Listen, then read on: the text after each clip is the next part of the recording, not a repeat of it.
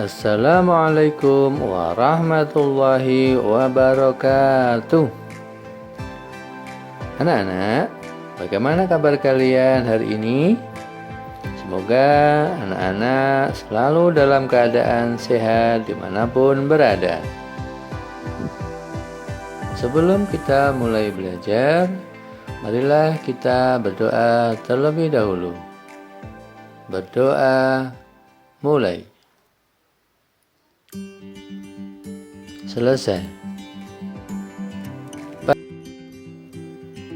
Kali ini kita akan belajar tema 7, indahnya keragaman di negeriku. Subtema 1, keragaman suku bangsa dan agama di negeriku. Pembelajaran 1. Tujuan pembelajaran kali ini adalah 1. Setelah mencermati teks bacaan yang disajikan, siswa mampu mengemukakan informasi tentang suku bangsa di Indonesia dengan benar.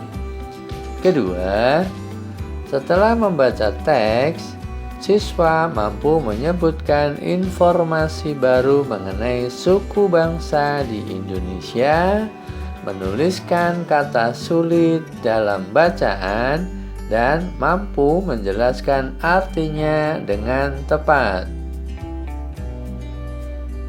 Ketiga, siswa mampu menjelaskan dan menuliskan pokok pikiran setiap paragraf dalam bacaan dengan benar. Keempat, setelah melakukan percobaan, siswa mampu menjelaskan pengertian gaya dengan tepat, menjelaskan pengertian gaya otot dan pengaruhnya terhadap benda dengan tepat. Bangsa Indonesia terdiri atas banyak suku bangsa. Suku bangsa apa saja itu ya?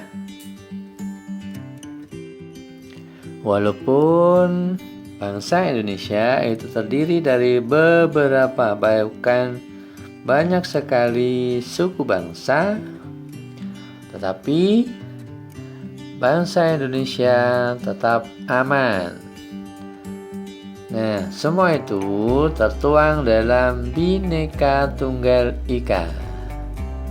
Nah, pernahkah kalian mendengarkan istilah Bhinneka Tunggal Ika? Ya, kalimat itu terdapat pada Garuda Pancasila. Garuda Pancasila adalah lambang negara kita. Bhinneka Tunggal Ika berarti berbeda-beda tetapi tetap satu. Kalimat Bhinneka Tunggal Ika terdapat dalam buku Sutasoma karangan Empu Tantular. Nah, sekarang Empu Tantular itu hidup pada masa kerajaan Majapahit sekitar abad ke-14. Dalam buku Sutasoma, pengertian Bhinneka Tunggal Ika lebih ditekankan pada keanekaragaman agama dan kepercayaan di kalangan masyarakat Majapahit.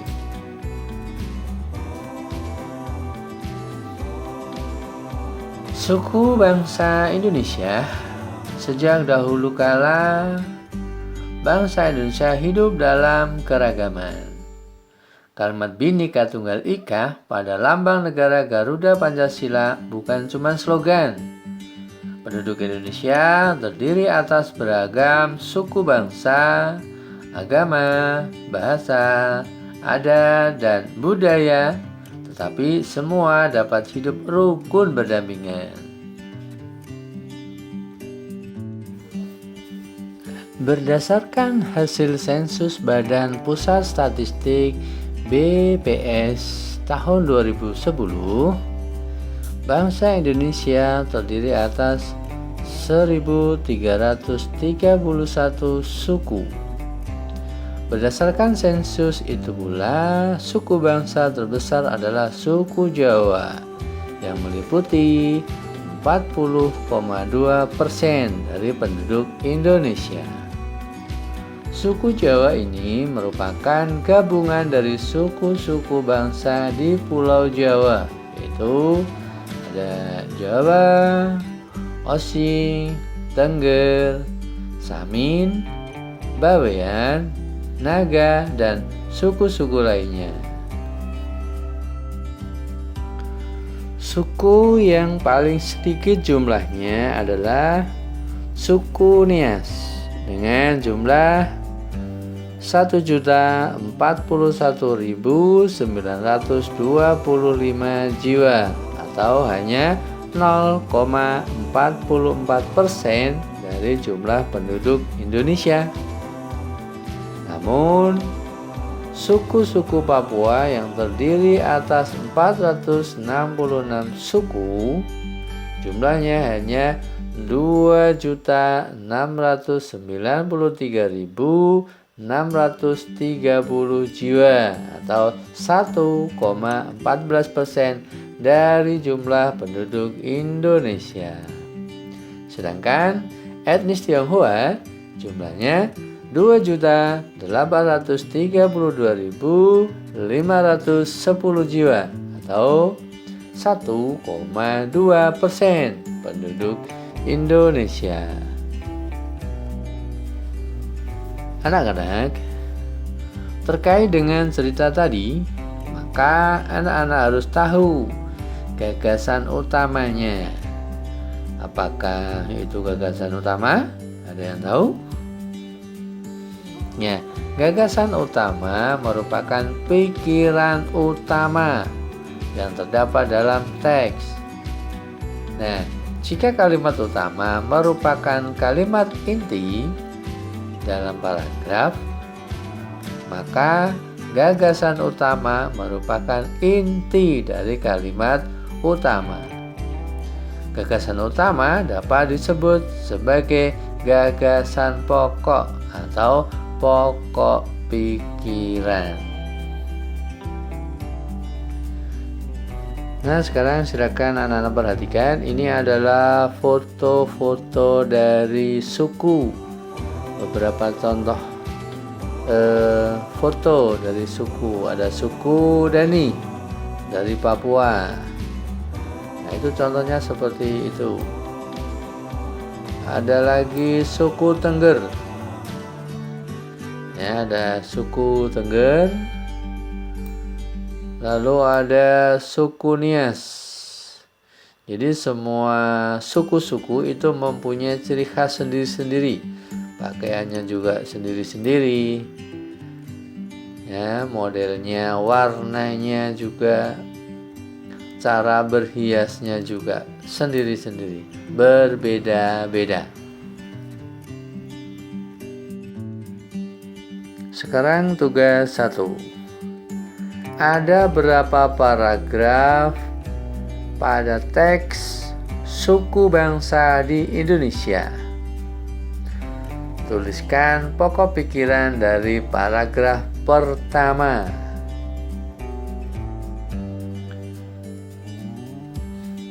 Anak-anak, dari kegiatan sebelumnya, kamu mengetahui bahwa di Indonesia terdapat ribuan suku bangsa.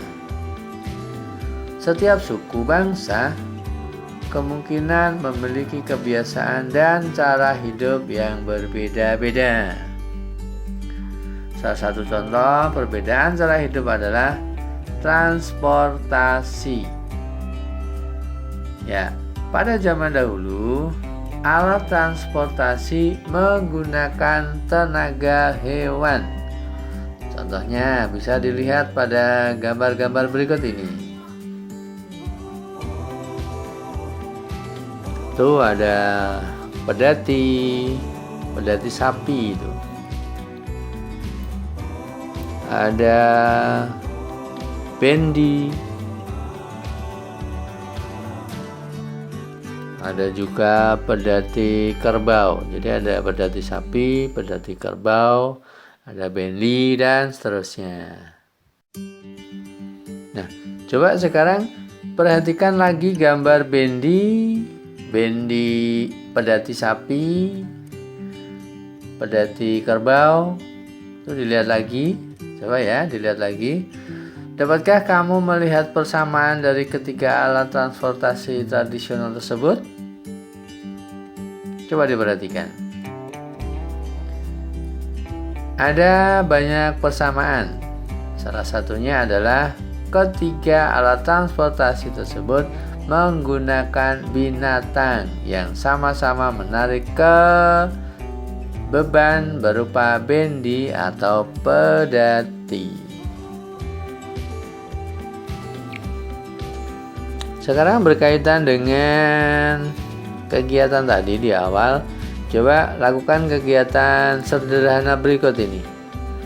Ya, silakan dorong meja belajarmu. Didorong pelan-pelan ya, jangan keras-keras, nanti dimarahin sama ibu. Dorong pelan-pelan hingga bergeser sedikit. Lalu tarik ke posisi semula. Ya, lalu silakan angkat tas sekolahmu.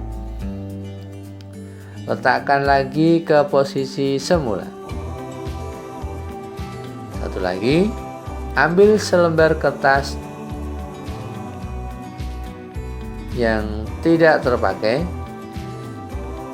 lalu lipat atau remaslah kertas tersebut. Nah, setelah kalian melakukan kegiatan tadi, sekarang aktivitas yang telah kamu lakukan terhadap meja sehingga bergeser disebut apa? Disebut gaya. Yang kedua, aktivitas yang kamu lakukan terhadap tas sekolah yang kamu angkat tadi disebut gaya.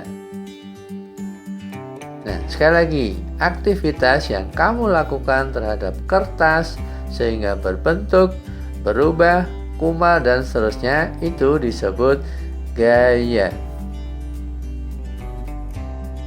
Nah, lalu kalau semua kegiatan tadi disebut gaya, lalu apa sih sebenarnya yang dimaksud dengan gaya itu?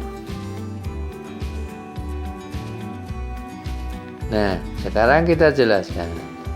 Gaya adalah dorongan atau tarikan yang dapat menyebabkan benda bergerak atau berubah bentuk.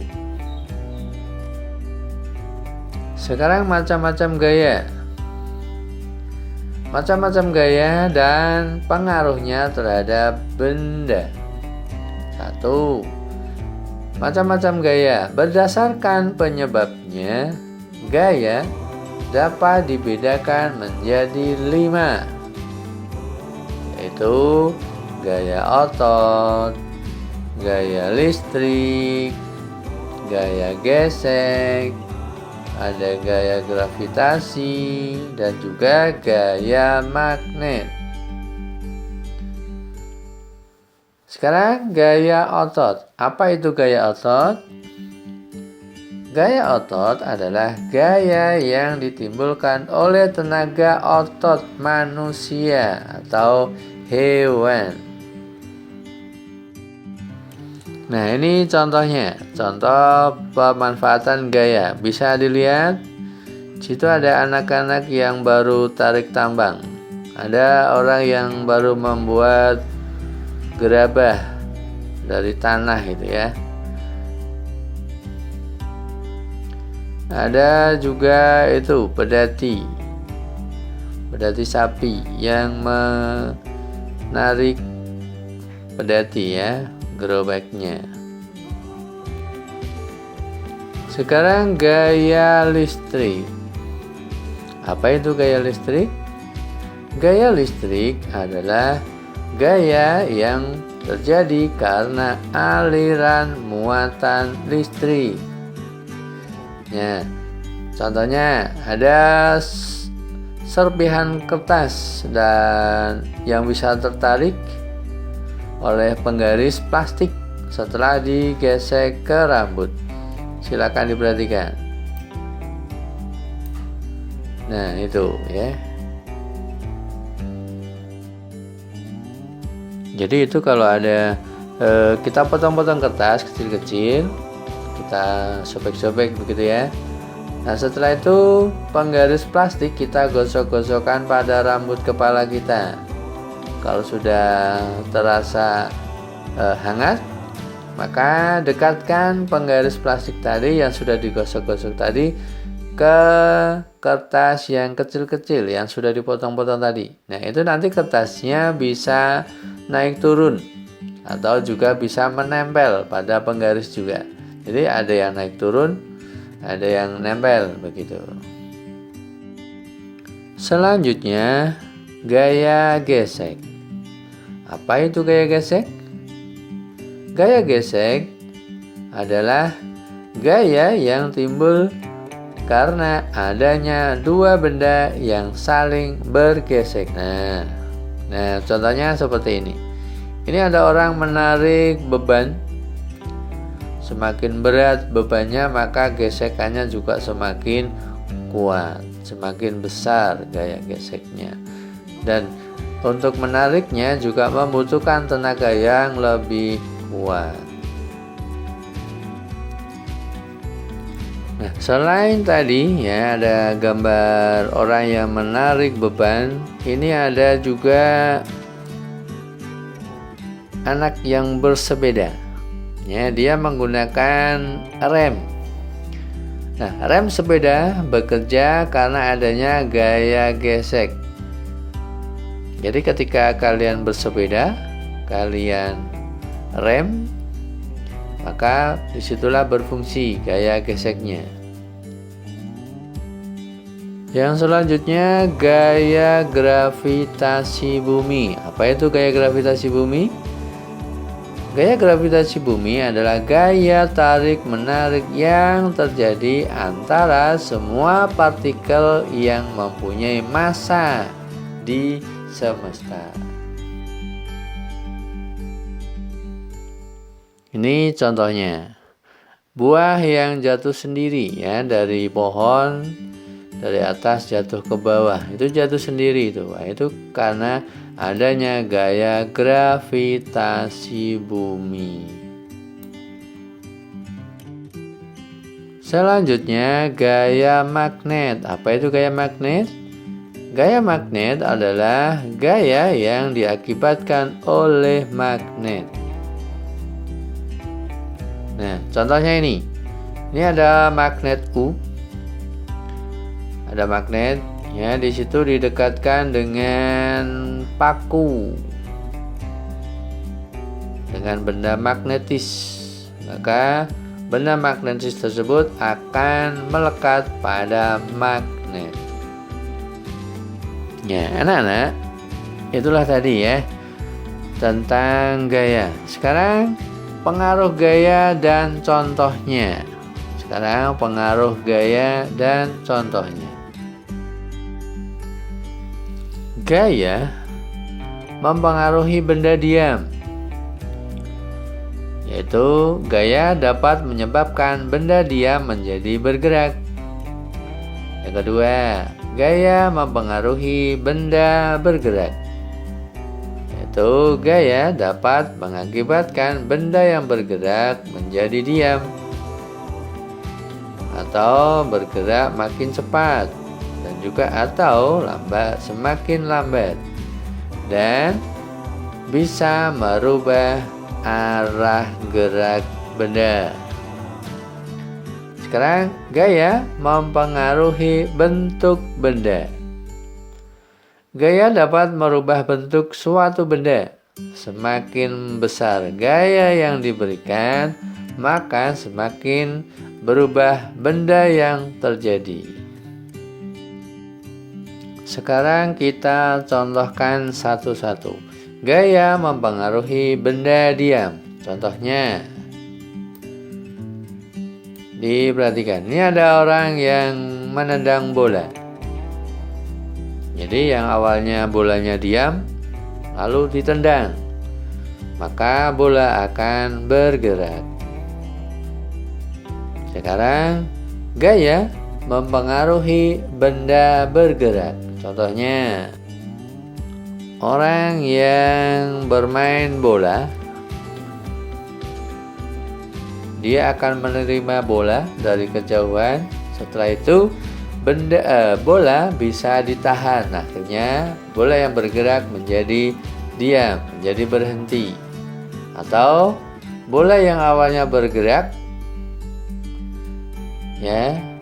akan menjadi bergerak lebih cepat atau menjadi lebih lambat. Nah, seperti itu. Dan berubah arah. Jadi benda yang bergerak itu bisa berubah arah dengan adanya diberi gaya.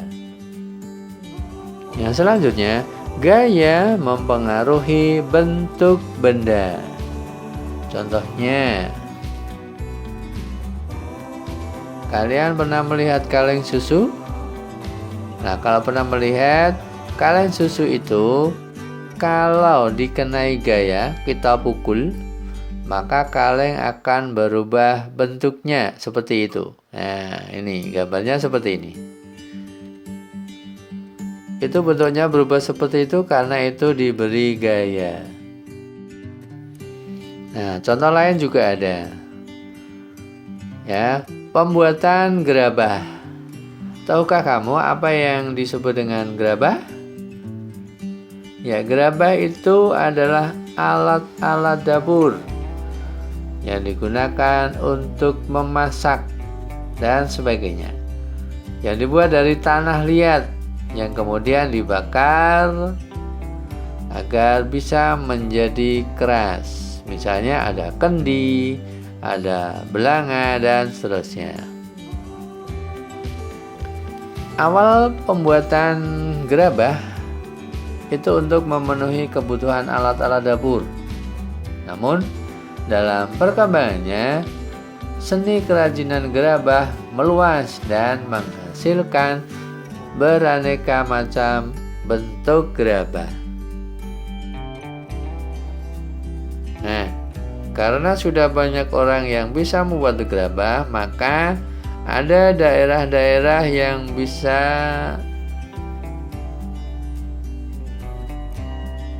dikatakan sebagai penghasil gerabah.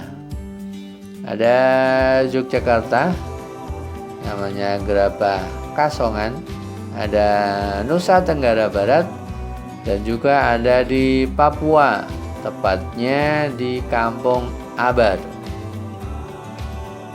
Coba kalian perhatikan, ini adalah contoh gerabah.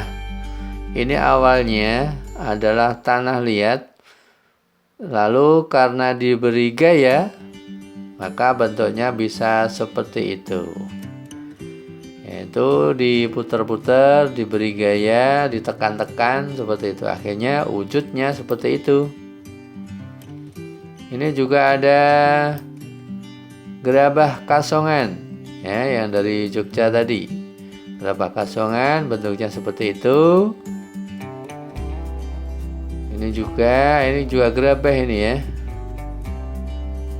Ini juga.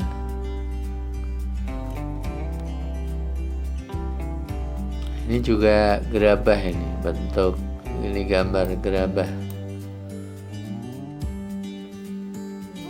Sekarang kita lanjutkan tugas yang kedua. Kamu telah mengetahui pengertian gaya. Sekarang perhatikan gambar-gambar berikut. Lalu jawablah pertanyaan pada setiap gambarnya. Di situ ada gambar orang mendorong mobil. Apa yang menyebabkan mobil pada gambar di samping dapat bergerak? Apa yang menyebabkan buah jatuh dari pohon?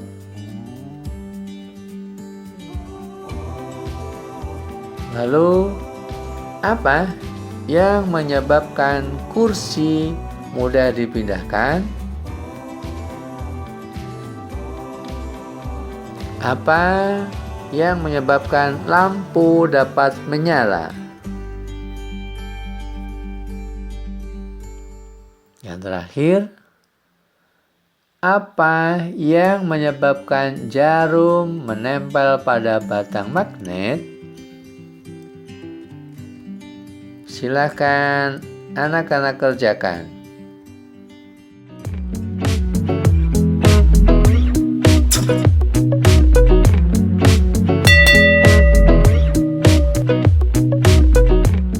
Anak-anak, itulah materi yang kita pelajari hari ini. Semangat belajar ya. Semoga sehat selalu. Sampai jumpa. Wassalamualaikum warahmatullahi wabarakatuh.